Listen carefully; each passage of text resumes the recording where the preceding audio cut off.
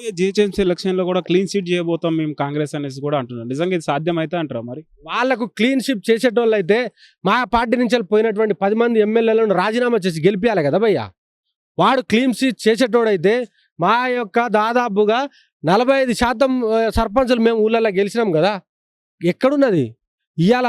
ఊళ్ళలోకి పోతే government BRS దా కాంగ్రెస్ దా అన్నట్టున్నది ఇవాళ. ఎక్కడ పడితే అక్కడ అసలు బీఆర్ఎస్కు విపరీతమైన అభిమానం పొంగిపోతా ఉన్నది ఊళ్ళల్లో.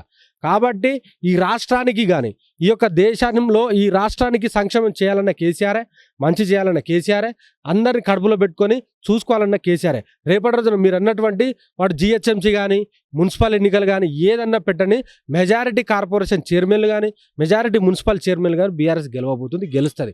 వీళ్ళు వేలాది రూపాయలు ఖర్చు పెట్టినా, అధికారాన్ని దుర్వినియోగం చేసినా, ఇంకే రకంగా ప్రలోభాలు చేసినా జనాలు రెడీగా ఉన్నారు ఈ కొడుకులను చెప్పుతో కొడదామని చెప్పేసి.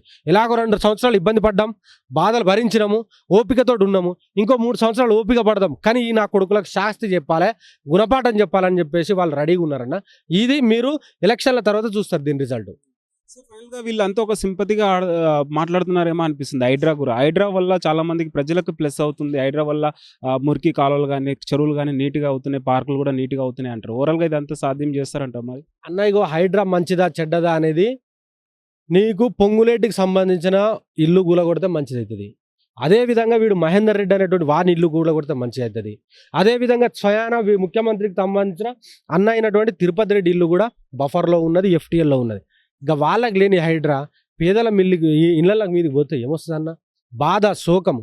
లోన్లు పెట్టుకొని తీసుకున్నారన్న వాళ్ళు ఇల్లు, లోన్లు పెట్టుకొని తీసుకున్నారు. బ్యాంకోనికైనా కరెక్ట్ డాక్యుమెంట్స్ ఉంటేనే కదా వాళ్ళు లోన్లు ఇచ్చేది. అవన్నీ సబ్మిట్ చేస్తేనే కదా వాళ్ళు లోన్ అప్రూవల్ అయ్యేది.